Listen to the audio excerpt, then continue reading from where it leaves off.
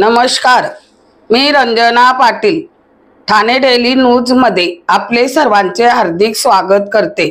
आपल्या शहरातील ताज्या घडामोडी बातम्या बघण्यासाठी ठाणे डेली न्यूज चॅनलला लाईक सबस्क्राइब जरूर करा।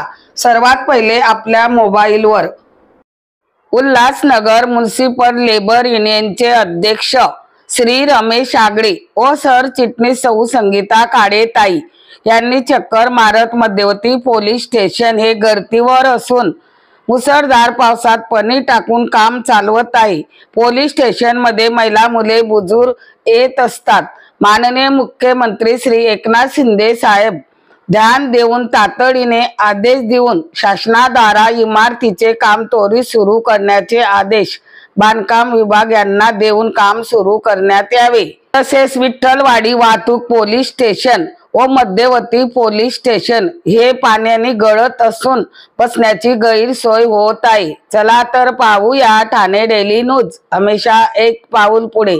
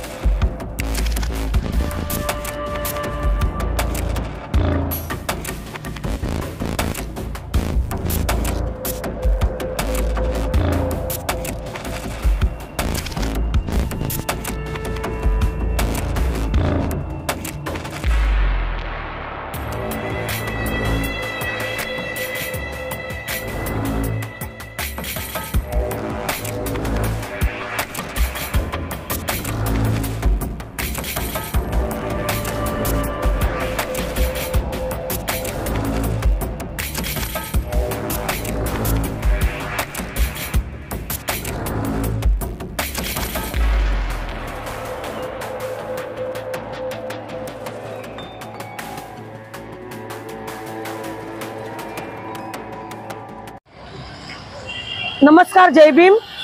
मी संगीता लहाने काळे उल्हासनगर महानगरपालिकेमध्ये आपले सरचिटणीस म्युनिसिपल लेबर युनियन मध्ये काम करते। आज आम्ही मध्यवर्ती पोलीस स्टेशन जे मध्यवर्ती ठिकाण आहे इथे या ठिकाणी बघितलेलं आहे की इकडे जे आपले जे उल्हासनगर मधले जे पीडित नागरिक आहेत, शोषित महिला आहेत, जे अन्याय होतात ज्या लोकांवरती, असे लोक जे इथे आपल्या न्याय मागण्यासाठी इथे मध्यवर्ती पोलीस स्टेशनला येतात।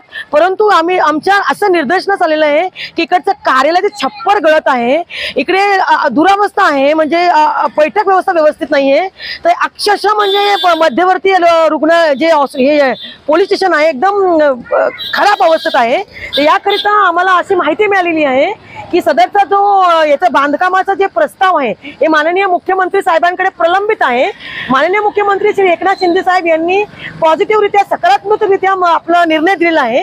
त्यांनी सांगितलेलं आहे की पोलीस स्टेशनचं नव्याने बांधकाम करा, तसं प्रस्तावही त्यांनी मान्य केलं आहे।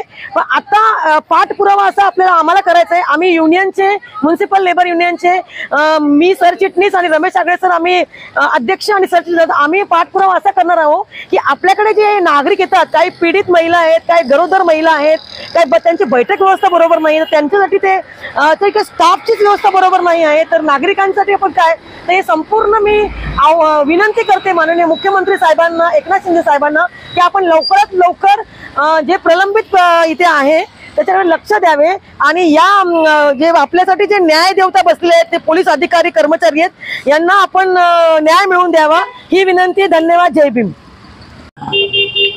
नमस्ते. जय भीम, जय भारत, जय हिंद.